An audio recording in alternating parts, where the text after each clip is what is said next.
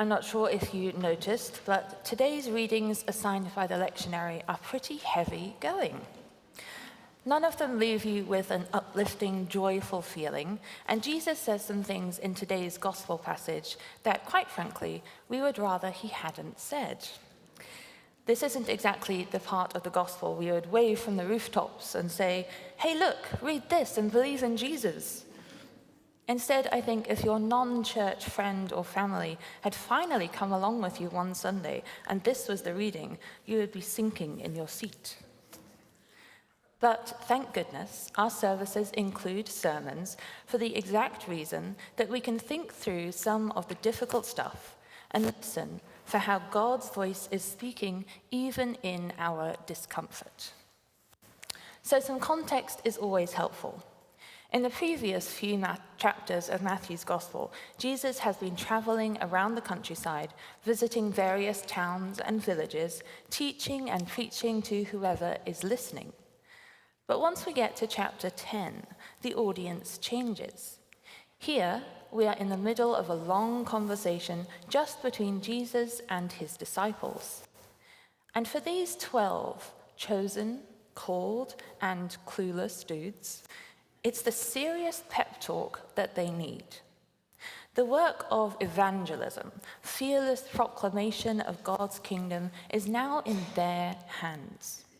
And for them to be able to go out and do what Jesus is asking of them requires a bit of tough love preparation. But perhaps the most important theme which ties it all together today and sweeps through all of the readings is that of remaining focused on God above all else. This focus is why Jesus sends the disciples out without the extra comfort of clothes or money, as we heard last Sunday. They are to go with only what they are wearing because their security rests in God, not in what else they can carry. This focus on God is why Jesus warns them to expect tension, to expect strained or broken relationships, even among family members, because even their nearest and dearest must not take precedence over their relationship with and their reliance on God. And while we might give lip service or give theoretical assent to the idea of God above all else, when it comes down to the nitty-gritty of real life, we often find such commitment grating. One example of this that I like is that St. Francis's father was not too pleased at his son developing devout inclinations. Francis came from a wealthy merchant family, and his father expected him to uphold the family business and status. But as Francis became more serious about following Christ into poverty and did things like give away goods and money from the business, his father saw it not as beautiful holiness, but as irresponsibility, as waste, as public embarrassment. And yet, St. Francis is now one of the best-known saints because of this commitment and this focus on God.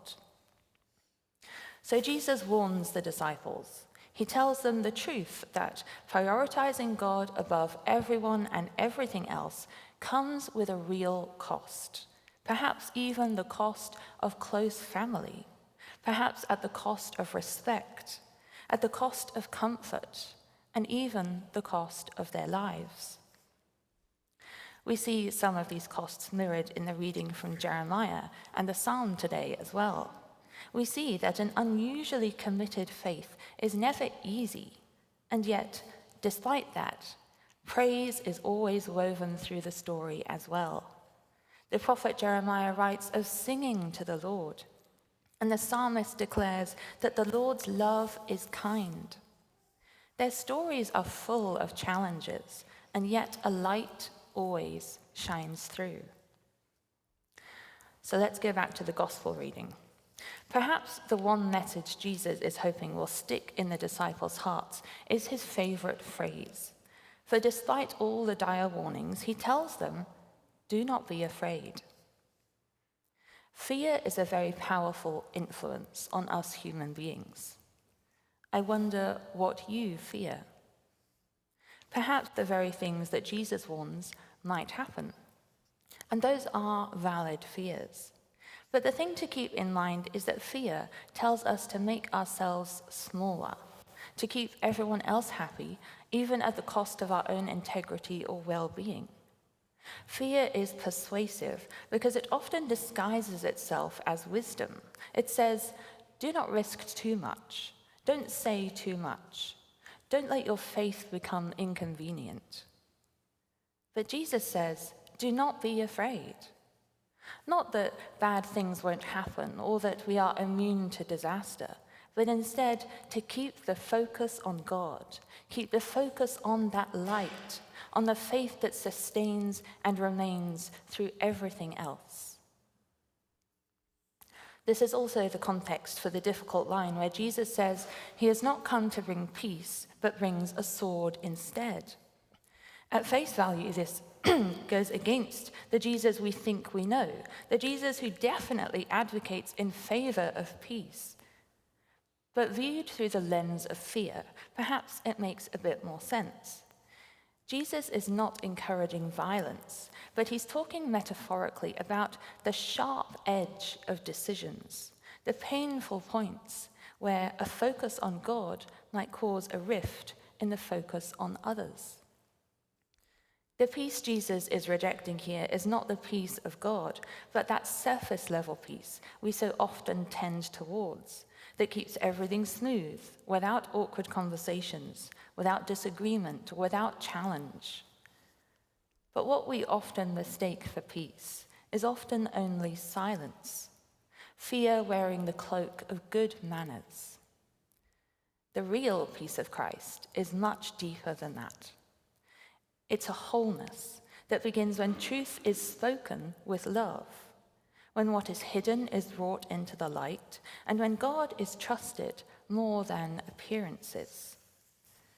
This peace can be costly, and yet Jesus invites our focus to remain on God and to not be afraid. When I was young, I collected Beanie Babies, and one of my favorites was a red cardinal. On moving here to Charlotte, I was delighted to see the real thing, and 4 years later it still feels exciting to catch a glimpse of the red feathers as one flits by. But do you know what is not exciting? A sparrow. They are not eye-catching or unusual or particularly large, and so Jesus' illustration of a sparrow being known by God remains relatable even 2,000 years later.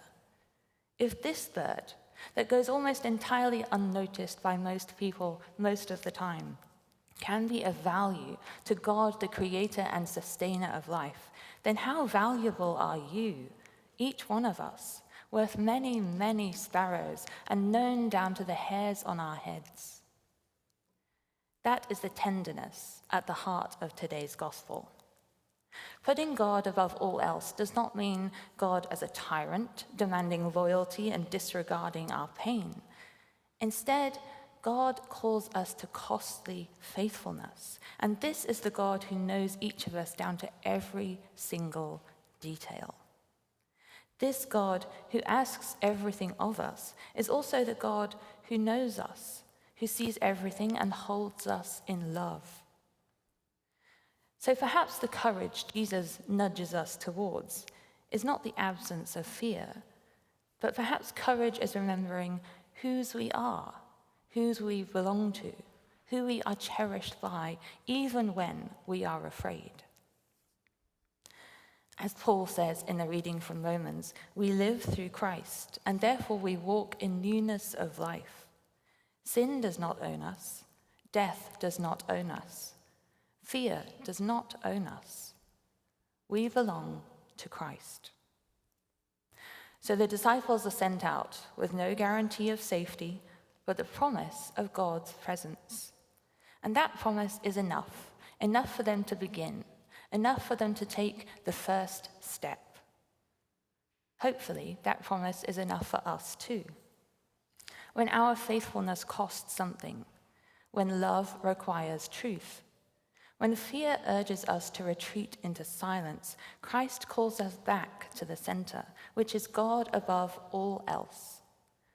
Not because nothing can hurt us, but because nothing can separate us from the love of God.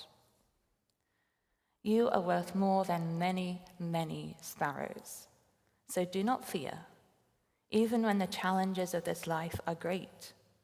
May we walk in newness of life, trusting that the God who calls us is always faithful, that Christ who leads us has gone before us, and that the Spirit will give us courage for the next faithful step.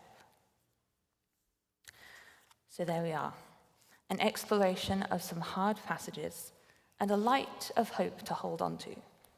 And perhaps a spark of joy flickered through today's readings after all.